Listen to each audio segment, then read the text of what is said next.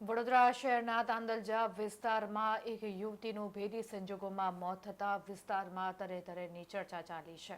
ગઈકાલે રાત્રે તાંદલજા એકતાનગર ખાતે રિક્ષા ડ્રાઈવરની મહિલાનું શંકાસ્પદ મૃત્યુ થતા પરિવારજનો ઘટના સ્થળ પર પહોંચી ગયા હતા।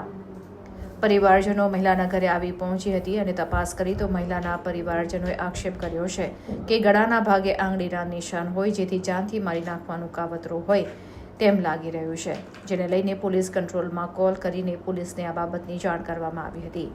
જેપી રોડ પીઆઈ સગર સાહેબ ઘટના સ્થળે પહોંચી ગયા હતા અને આગળની વધુ તપાસ હાથ ધરી હતી।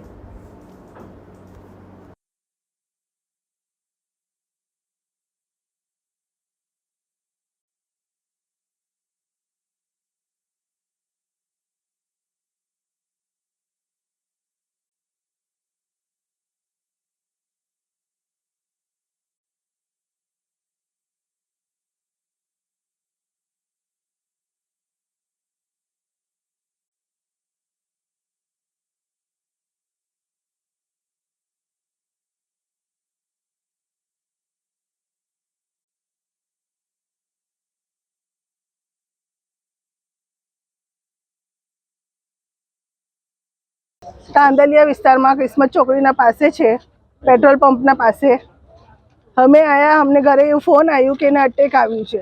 અમે આવીને જોયું તો એ લોકો હાથ પગ સીધા કરતા હતા। અમે હટાવીને જોયું એની તો અહીંયા ગરદન પર બહુ બધા નિશાન હતા એના। અચ્છા, એ ભાઈનું શું કેવું છે? એ ભાઈ એવું કહે છે કે ઘરમાં શું થયું, મેં 4 વાગે ચા નાસ્તો કરીને ગયો, હવે એને આવીને જોયું કે તો એને ખેંચ આવી કે શું આવ્યું, તો હોસ્પિટલ લઈને એને ગયા એ લોકો ને હોસ્પિટલથી પાછા આવ્યા તો કે ડેથ થઈ ગઈ છે। પોલીસનું કહેવું એવું છે કે એ બેનને કઈ 2 થી 3 વાર એટેક આવ્યો છે। ના, અટેકનું કશું પ્રોબ્લેમ નહોતું, એનું ખેંચની પ્રોબ્લેમ હતી, પણ એ અમને કન્ફર્મ નથી કે એટલું ખેંચની પ્રોબ્લેમ હતું એને। અચ્છા, કેટલા વર્ષોથી અહીંયા રહે છે બેન?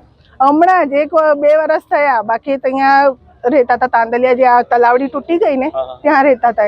તો એમને એવું કંઈક હતું કે તમને મળવા નતા દેતા? 1 વર્ષથી એને કન્ટિન્યુ કોઈ કઝિન સાથે કોઈ સાથે મળવા નહીં દીધું એમને, કોઈ લગ્નમાં નહીં, કોઈ મોત મૈયતમાં નહીં, કોઈ દિવસ એને 1 વર્ષથી આવવા નહીં દીધી। તમારી સિસ્ટરના સન છે, 3 સન છે? હા, 3 સન છે। પૂછ્યું કંઈક કે એમનાથી વાત જ નહીં થઈ અમારી। એ છોકરાઓ અંદર છે, એ પોલીસ કેસમાં બધું એ પૂછતાછ ચાલુ છે લોકોની। એમના પતિનું નામ શું છે? મંસૂરી જાવેદ।